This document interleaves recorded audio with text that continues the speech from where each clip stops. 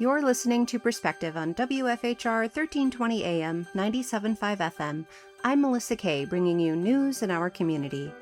During this interview, I'm talking with Wisconsin Rapids Mayor Matt Zacher on Wednesday, August 19th. Thank you for joining me, Matt, to bring the community an update from the city of Wisconsin Rapids. Yeah, you're welcome. Good to see you, Melissa. Thanks for having me. Yeah, good to see you too. We're doing this in a slightly different fashion, with me being remote. So I appreciate your flexibility and being able to do it this way. Yeah. Let's start today's program with a brief explanation of how things work in city government. Could you give us a rundown of what it looks like for the city to enact a moratorium? Because the possibility of one was voted on at the Planning Commission meeting on August 10th.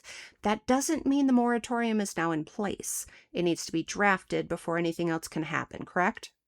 Yeah. So I think it's important to go back a little further and just go through like a month cycle and how things go inside the government, and that helps kind of. Then we can throw in, where the moratorium comes into that. So the first, I guess we'd start with council. Well, okay, we have council for 1 month, and then the week after council, I always go in 4-week increments, and then if there's an extra week thrown in there, it's just kind of a bye week, I guess.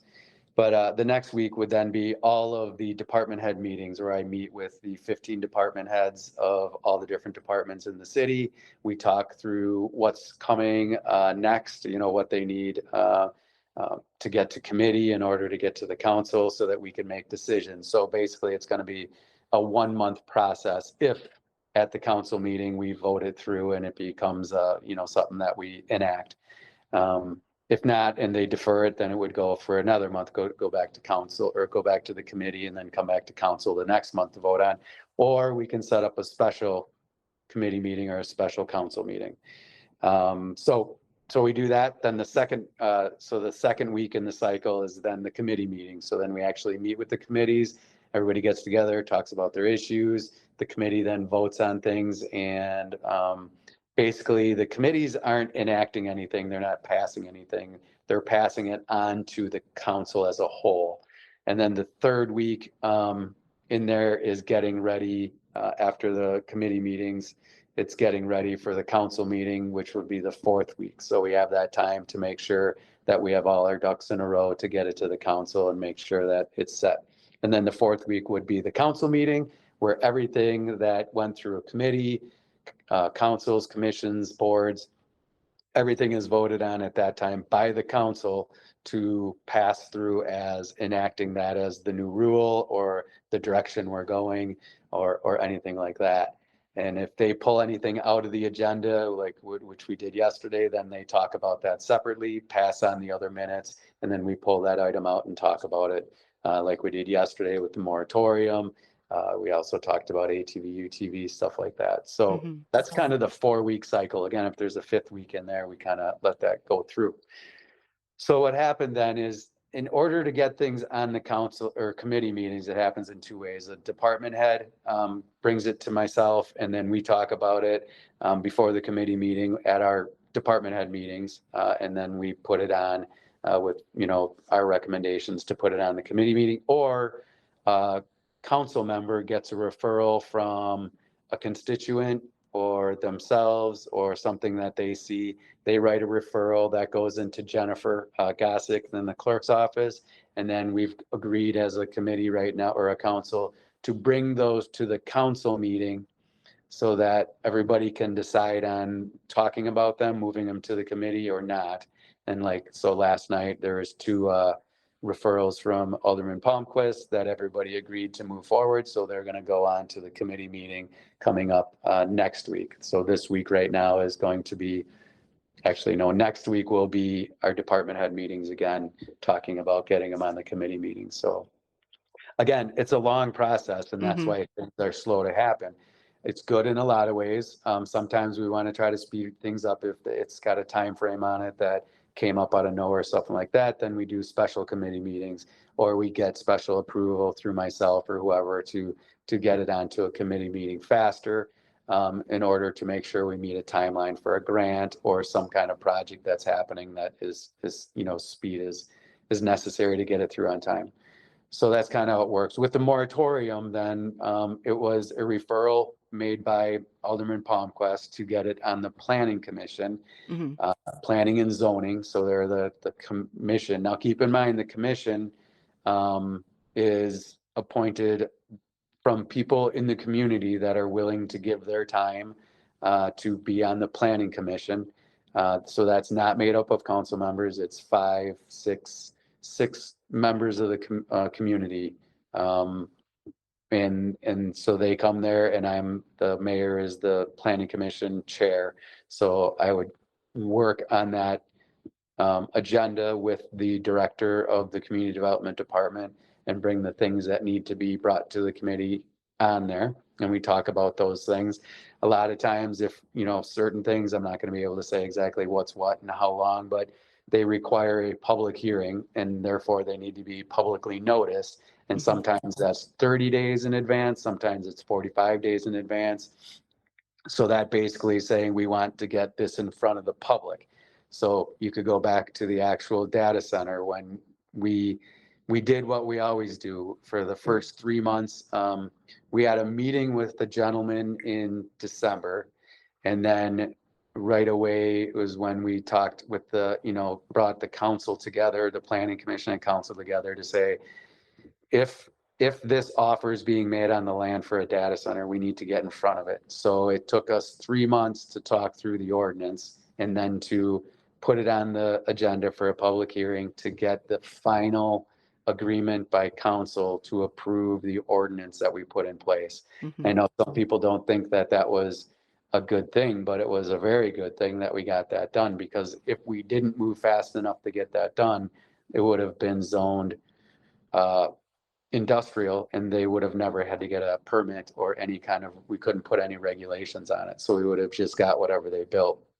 So we acted in the next, based on the meeting in December, we acted January, February, March, got the ordinance passed. And then once that was passed, then in April, that company said, well, now we need to know if we can get the conditional use permit. So we got to get on the May 4th meeting, and we needed it the entire month of April to post that, to notify everybody that was coming. So that's when everything kind of got started, which is good. I think Hmm. in the end, we did exactly what we needed to do. We got the conditional use permit in place, noticed the public so that they could come and start talking about it, which is kind of what happened in the end. We had a bunch of community meetings, and what we heard from them was, we want more time to understand this better. So the company decided to delay the process. Well, we went to them and said, we want to postpone your hearing, you bringing it to the planning commission. And they said, we agree with that, because we see now we need more time to be able to develop our plan, our development plan, and reach out to the community. So we did delay it. I guess at that time I was calling it a pause, because what we were pausing was their presenting this on a planning commission meeting. But behind the scenes, they were still working on developing their development plan so that we could actually bring to the community exactly what it is that they wanted to build in there. Otherwise, we don't have anything to actually bring to the planning commission. Right. So that's kind of where that was at. Right after the May 4th meeting, there was a meeting that happened with a group from PNK. There was 4 of them. And Antone was one, and Eric Adams was another. Miss Raspberry was another person, and I don't remember the name of the 4th person. I apologize to her. But they were there, and 3 things happened at that meeting. We said, one, we needed to hire outside counsel to put between us and you guys because of the optics of it. We didn't want anybody trying to say that we're directly in cahoots with you, which kind of goes against planning commission or community development, because you work closely with the businesses to develop their project, their plan, like Metalco and Mariani's when they were doing their stuff, and Pizza Ranch, and everybody that comes to town, we try to help them through the process as good business, development people, economic development. But what we said is, we're hiring Von Briesen and Associates to be our attorney, and that according to our ordinance, we would be sending that bill to them, because that's what the ordinance is set up to do. The second thing was that we are distancing ourselves from you, so there won't be any direct communication between us and you at this point, or moving forward from this point. And Hmm. then the third thing is that we would require a community benefits agreement in order to move forward with the conditional use permit, and they agreed to that also. And then we never saw them again at that point. I'm coming under fire because people are saying I did not bring to the community that this gentleman, Eric Adams, was a part of that meeting. Still, I stand by my decision at that time, which was everything that I brought to the community was being videotaped, and I did not think it was appropriate for me as the mayor of the city of Wisconsin Rapids to bring up in a negative way, which is I knew what they were going, that it was going to be seen as, and kind of besmirch somebody's name or a company's name. I think that my job is to be a good mayor, a good representative of the community, and keep things professional. So I decided not to, knowing that they knew about Eric Adams and what was going on. So I let that take its course. And it was a bit of a gotcha moment. But in the end, I stand by my decision that if they want to talk poorly about somebody, that's their job, but it's not my job as a representative of our entire community. So in the end, that was my decision, and I'm sticking with that one, as well as everything else that I've tried to do to, slow this process down, like the community asked me to do, to be more transparent, which I thought that's what I was doing with all these meetings. I've given everybody as much information as I can, and I'm going to continue to do that. But it has to be in a productive way. It can't be in a gotcha way, or we're trying to take something that happened here, something that happened there, twist it together and try to do like the gotcha moment. I'm not here to be on trial. I'm here to run the city and do the best job that I can. I know that that's what I'm doing. And I go to sleep well at night knowing that I do the best job that I can. I'm a highly integrity driven person, and I'm going to keep being that. So this has got to play out. So onto the moratorium. Hmm. This is where then the people in the community ask, can we have a moratorium? And so Alderman Palmquist, again, helping them out with some of the procedural stuff in the government, because a lot of people don't know that. So Right. Alderman Palmquist has been really good about saying, if you want to do this, this is the procedures you take by the statutes of the state as to how to make that happen. So we got it to the Planning Commission last week. We had that at Rams. Again, listening to the community. We did have a bit of an overlap here at City Hall. We were planning on having that planning meeting here, but it ended up that there was voting going on here, and that would have been a bad thing. And we didn't catch that soon enough. My fault. But we quickly canceled it and got that switched to Rams, so we had more space, and put it at a later date at 5:30, so more people could be there. Again, at that meeting, we, did not have public comment on the agenda, but I made an executive call and said we need to let everybody talk and get their thoughts and feelings and information out on the table. So I think that that was a very good thing for us to do as a city, and I think that was very helpful. In that meeting, there was to be no action taken, but at the end of the overall conversation about the moratorium, the commissioners, one of the commissioners made a motion to direct staff to start the process of putting a moratorium on paper so that we could bring it back to the Planning Commission the following month or sooner if we decide on a sooner um, uh, special meeting in order to do that. And then we got a second on the motion. I talked with the attorney on the side and said, can we do this? Because there isn't supposed to be a motion. But she concluded that there was no motion to actually create anything. It was just a motion to direct the Direct. staff to start the written format of that. So yes, to answer your question, there was no motion to create a moratorium. There was a motion to direct staff to start the paperwork to put down on paper what a moratorium would be and bring that back to us. And then at that point, they can vote on taking that information and creating a moratorium at that time. And then after that, the council would still have to vote on that moratorium also. So it's not a done deal at that point. Right. I can't tell you right off the top of my head, and I'm learning not to say things if I don't have the exact legal information, because then that gets twisted around on me. So I don't have the exact time frame as to how long that public hearing needs to be on the moratorium in order to properly notice according to the state statutes how much time that'll take. But we will put that information out there as soon as we know it for fact as we're moving forward with it. But in a short recap, basically, you heard from the public. The moratorium is on the table. It's a possibility. It's started. The process has started. It's government, so things move slowly, like you said, sometimes for good, sometimes we wish it moved faster, but at least Right. the process has started. Right. And to clarify, I think everybody understood this, and I know that it's a point of contention, and I understand why it is. But, at the time, the council, planning commission and council voted for a conditional use permit with the ordinance that was put in place. That was a great ordinance that we built, and that was built on probably 15 different ordinances that we took from around the country that put together the best possible ordinance at the time that we could see.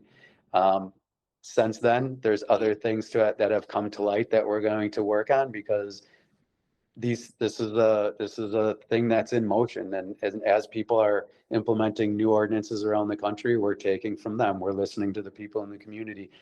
I mean, again, I thank the community for stepping up and being a part of the conversation. There's tons of smart people, and they all have their expertise in different ways, and they're all passionate. And so I again thank the community for being a part of this conversation. And I hope that, a big part of me joining office was to get people more engaged in our government because it is our government. Mhm. And again, if you don't like us, I understand that, then we vote in new people, but they still have to do the same job that we're doing now. It Right. doesn't change anything in terms of the statutes and ordinances. We don't just get to make up stuff as we go along. We don't just get to do whatever we want willy-nilly. It's, just believe it or not, it would be very difficult to sit and say, okay, if you want us to put this on planning commission, you have to give me $100,000 first. Like, it just doesn't work that way because things are buttoned up pretty tight in order to make sure that we can't do things like that. And that's why I like it. And that's why it's designed not to set up dictatorships. And I support that 100%. Like, yeah, it's good. It's good for our community, and it's good for everybody that's involved in it. So again, people have the option. I would say get involved and talk to the alderman, talk to me, talk to the mayor, get the actual information that's happening, because a lot of stuff that's out there, it's just not real. And I'm not besmirching anybody's name who's putting it out there, but it's just not based on reality. There's reality, and then there's this whole other narrative that's going on that is not reality. So Well, let's pause right here for a short moment to hear from our sponsors. I'm Melissa Kaye, talking with Mayor Matt Zacher, and you're listening to Perspective on 1320 AM, 97.5 FM, WFHR.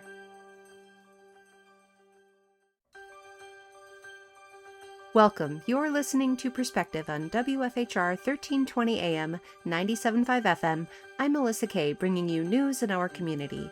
I'm speaking with Wisconsin Rapids Mayor Matt Zacher, and where we left off, we were talking in depth about the moratorium process that has started and how government functions and how these things have to go through the steps to get to be made into an ordinance or a moratorium or a law. There's a lot of steps to this process, and the city is that is what's happening. mhm. Yeah, and that goes for anything that's going on. It has to go through its process. It has to have all these people involved, and that's how we stop the corruption and the things that we don't want in the city government. And it's Hmm. right here. It's right in the city hall is here, and there's lots of people that will show you the building. You can meet the people that are doing the work behind the scenes and make it more of a understand better that we're just people doing a job that our government needs to be done, and it's important that we do it and we keep it going, because if we don't have it, what does Chaos that look reigns. like?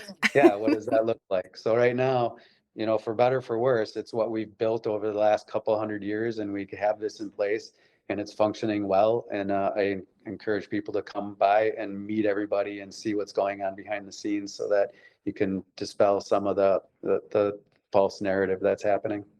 And this is just kind of a belief of Civic Media as a whole, which is the company that I currently work for at this radio station, is getting people involved in local government makes communities better. Because voices are heard, you're communicating with the Absolutely. people running the city or the area that you live in, your community. Your voice can be heard. And you have always said, reach out to me, email, cell phone number. Like you're very, very upfront with the public about, I want to hear from you. And I Right. appreciate that as my mayor. Yeah. So thank you for that. Very One other welcome. thing that was talked about at the finance, let's talk a little bit about that triangle site, because there was some conversation that went on. No. Um, that triangle site is between the courthouse and Jackson Street and the river there, that Yeah. is under development. There was a lot of conversation about different uses for that space. Can you kind of Right. summarize for us what was discussed? Yeah, there's kind of two trains of thought, rightly so. The one train of thought is we want to build things in the community that bring money to the municipal government so that we can continue to provide police, safety services, police, EMS, fire, streets, and then the miscellaneous stuff, the library, Parks and Rec, everybody needs money in order to make this stuff happen. So on that triangle down there, there's the possibility of building like commercial. You see them in Madison and Milwaukee. I see them everywhere I go. Commercial on the bottom, and then 3, 4 stories of apartments or condos up top. Hmm. More affordable stuff. You're renting an apartment. And again, I've heard people say it's relative right now because the cost of living has gone up so high in renting places. So that's tricky in and of itself. But if you build that, then the city's gonna be able to collect um, property tax revenue off of it. So you're always trying to build that base so that you can continue to afford, especially as the craft mill came down, we lost a ton of money for the city that came in every year from that building. Hmm. Things are happening with the 16 building, and we're trying to work on some stuff yet, but if that building ends up going away, we're going to lose another big chunk of money for the federal property taxes. So in the end, you have two choices. You're either trying to find ways to build that tax base back up, or you have to find ways to decrease the services in the community, and then you have to make tough choices. As it services really are the people doing the services. So if you're taking positions out, you're going to have less people there that can provide the good services for us. The other train of thought is to build another like public space. So the ideas that's been floated by a lot of people that have talked to me about it is, an amphitheater that can tap into the bands, the higher level bands, and even the local bands we can filter in there, that can tap into this circuit that Marshfield and Plover and Stevens Point and Wausau are on, and we can do that and bring people in, which then would bring people downtown. You'd close off Jackson Street on both sides and be able to kind of make that one big park with Veterans Park. And then you have a lot more people coming downtown, and then the bars have more opportunity to grow, and restaurants, other businesses. There's a lot of things that can happen down there to really be a core like destination location. But that's not going to bring in property tax revenue. That's going to bring people in. And then your hope is to build, apartments in other locations in that area that aren't the center of the location. We want to keep building up the 4th of July, I should say, Rapids Riverside Freedom Fest. And that would be a part of that. And you can have a more proper band area more areas for people to sit, bring tents in down there, have more vendors.